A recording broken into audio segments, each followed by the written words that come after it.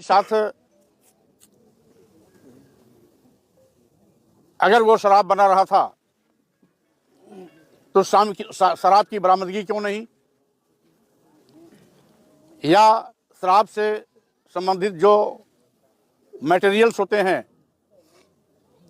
उसकी बरामदगी क्यों नहीं। इसका मतलब है शराब बनाने की कहानी मनगढ़ंत है। परिवार और गांव वालों से जानकारी मिलने के बाद सभी ने एक स्वर से कहा कि रामचंद्र लकड़ी बिनने गया था,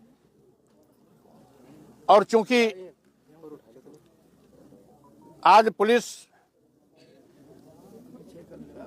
अनुसूचित जाति, अनुसूचित जनजाति और पिछड़ों तथा अल्पसंख्यकों के साथ इस प्रकार से दुराग्रहपूर्ण कार्रवाई करती जा रही है, कभी कभी इनके शिकार सामान्य वर्ग के लोग भी हो जाते हैं। अभी लखनऊ में पुलिस हिरासत में अमन गौतम की हत्या हुई, उसके बाद अमित पांडे की हत्या हुई। इसके पहले पुलिस हिरासत में ही आपके यहाँ की एक घटना घटी।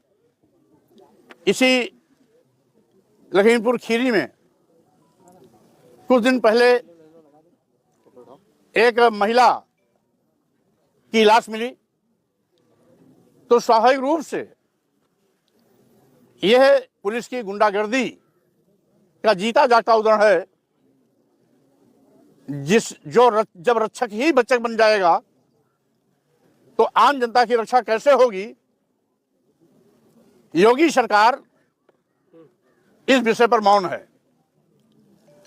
आज कानून व्यवस्था के नाम पर झूठी वाहवाही लूटने वाले मुख्यमंत्री योगी जी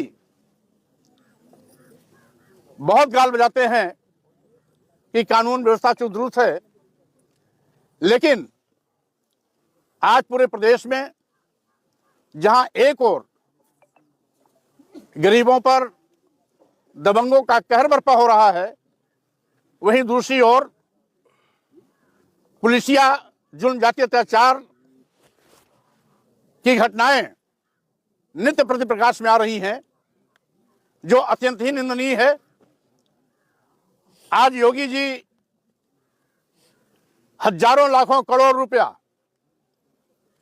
कुंभ में बहाने में लगे हुए हैं, जबकि कुंभ का मेला ऐतिहासिक और प्राचीनतम मेला है, जहां करोड़ों लोग प्रतिवर्ष स्नान करने आते हैं। लेकिन भाजपा नौटंकी कर रही है घूम घूम करके न्योता बांटने का, जबकि कोई भी त्योहार हो, पर्व हो, महाकुंभ हो, ये आस्था का विषय है। आस्था, जहां पर विषय आस्था का होता है वहां न्योता नहीं बांटा जाता।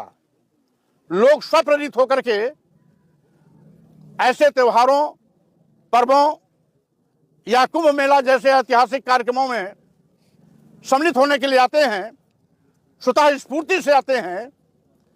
लेकिन आज पूरे प्रदेश में गुंडा राज का नंगा नाच हो रहा है। अनुसूचित जाति, पिछड़े समाज के लोग बड़े पैमाने पर दबंगों के गोली के शिकार हो रहे हैं, और अगर दबंगों की गोली से बच गए तो पुलिसिया जनजातीय अत्याचार के शिकार हो रहे हैं। मैं इस प्रकार की कई जगह घटनाओं में जा चुका हूं। महोबा में एक चौरसिया नौजवान की हत्या हुई, वहीं हमीरपुर में एक प्रजापति समाज के नौजवान की हत्या हुई, तो वहीं पर फतेहपुर जनपद में कोरी समाज के 18 साल के लड़के का बुरी तरीके से मार मार करके दबंगों ने पैर का नाखून तक निकाल लिया। मरा समझ करके दफनाने जा रहे थे। किसी तरीके से स्थानीय पुलिस को जानकारी मिली, पहुंची, अस्पताल बचाया, बच गया। इसी प्रकार से मिर्जापुर में 4 हत्याएं हुई, बनारस में 3 हत्याएं हुई, रायबरेली में एक हफ्ते के अंदर 3 पारसी समाज के लोगों की हत्या हुई। आज बड़े पैमाने पर उनके छोटे भाई दिनेश मौर्य को भी जान से मारने की धमकी दे गई है पुलिस।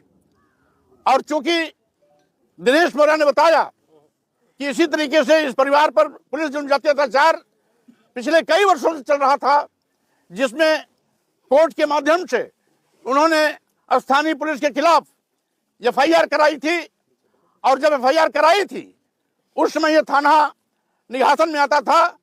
आज नया थाना मजगई बन गया है, लेकिन अभी भी चूंकि पुलिस के खिलाफ एफआईआर करने की हिम्मत दिनेश मौर्य ने दिखाई थी, इसलिए पूरा का पूरा पुलिस अपनी व्यक्तिगत दुश्मनी मान करके इनके पूरे परिवार को, गांव वालों को बुरी तरीके से प्रताड़ित करता रहता है और समय समय पर झूठे केसों में फंसाया जाता है। जबकि वैसे भी मौर्य समाज तो शराब का सेवन करता ही नहीं, तो शराब बनाएगा क्यों? जैसे इस बार भी रामचंद्र लकड़ी बिनने गया, आरोप लगा दिया शराब बनाने का।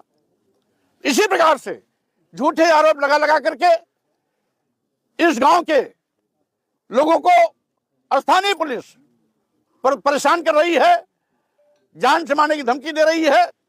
और अभी जो यहां के सीओ का वीडियो वायरल हुआ, थाना इंचार्ज का जो वीडियो वायरल हुआ, वो अपने आप में एक बहुत ही शर्मनाक घटना है। जब पुलिस गुंडागर्दी पर उतारू हो जाती है, गुंडा बनकर के लोगों को मारने की धमकी देती है, झूठे आरोप लगा करके उन्हें मौत के घाट उतारती है, तो स्वाभाविक रूप से आज योगी सरकार में पुलिस बेनकेल है, बेअंदाज है। उसी का कारण है कि आज जहां एक और दबंगों के द्वारा बड़े पैमाने पर मौतें हो रही हैं, वहीं दूसरी ओर पुलिस या जनजाति अत्याचार के शिकार भी लोग हो रहे हैं। इसी का नतीजा है कि पुलिस सियासत में, योगी सरकार में अब तक दर्जनों से भी ज्यादा मौतें हो चुकी हैं। हम समझते हैं माननीय मुख्यमंत्री योगी जी को अपने अंदर झांक करके देखना चाहिए कि किस तरीके से योगी सरकार में गुंडागर्दी चरम पर है। हम समझते हैं आज जिस तरीके से उत्तर प्रदेश जल रहा है, उत्तर प्रदेश की जनता के कोई ख्याल नहीं है। वहीं पर दूसरी ओर एक सूत्री कार्यक्रम आए गए दिन रोज मुख्यमंत्री कुंभ मेला चिल्लाते रहते हैं, जो हमारा ऐतिहासिक पर्व है। उसमें सरकार को वाहवाही लूटने की आवश्यकता नहीं है। जो सरकार का धर्म है, उत्तर प्रदेश में कानून व्यवस्था दुरुस्त रखना, सबको सुरक्षा देना, स्वास्थ्य की व्यवस्था करना, सबको शिक्षा पहुंचाना, सभी मुद्दों पर सरकार बुरी तरह फेल हुई है। हम समझते हैं उत्तर प्रदेश सरकार आज गुंडागर्दी का शिकार बन गया है, कानून व्यवस्था ध्वस्त हो चुकी है, सभी मुद्दों पर सरकार फेल हो चुकी है। और आजादी के बाद ऐसा गुंडा राज उत्तर प्रदेश में कभी देखने को नहीं मिला, जिसका नमूना आपके सामने रामचंद्र मौर्य की हत्या है। परिवार के लिए क्या मांग करते हैं सर? पहली बात तो माननीय मुख्यमंत्री योगी जी से मेरी मांग है कि स्थानीय पुलिस तो इन परिवार से दुश्मनी निभा रही है, वो तो इनकी फरियाद सुनने वाले नहीं है। एफआईआर दर्ज करना तो बहुत दूर, जिस तरीके से सीओ और यशो ने धौंस दिखाई, स्वाभाविक रूप से वो प्रार्थना पत्र भी नहीं लेंगे। इसलिए उच्च अधिकारियों से जांच कराकर दोषी पुलिसकर्मियों के खिलाफ 302 का एफआईआर दर्ज कर उनको हत्या का अभियुक्त बनाया जाए। और साथ ही साथ परिवार अत्यंत गरीब है, जैसा कि मैंने परिवार से पूछा कि आज उस विधवा महिला के पास छोटे छोटे 2 बच्चे हैं, एक बच्चा विकलांग है और एक की उम्र 8-9 साल है, यानी कमाने वाला कोई नहीं है।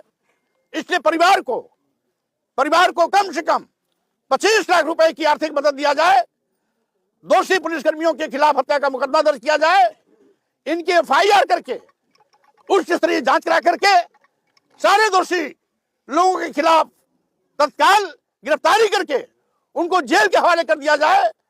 आज जिस तरीके से जाति के घमंड में यहाँ का सीओ जिस तरीके से ठकुर स्वाति दिखाया है, यहाँ का यशो जिस तरीके से झूठे आरोप लगा करके जान से मारने की धमकी दिया है, हम समझते हैं ऐसा घृणित व्यवहार पुलिस के लिए अत्यंत निंदनीय है। 6 तारीख की घटना है सर, अभी तक कोई कार्रवाई नहीं हुई, न सीओ पर कोई कार्रवाई हुई, ना इंस्पेक्टर पे कोई कार्रवाई हुई, क्या कुछ कहेंगे? यही जंगल राज है, यही जंगल राज है, यही गुंडा राज है, यही पुलिसिया जनजातीय अत्याचार है। अभी जाने के बाद भी FIR लिखने, इनके घाव पर मलहम लगाने, परिवार को सांत्वना देने के बजाय जान से मारने की धमकी यहाँ की पुलिस दे रही है।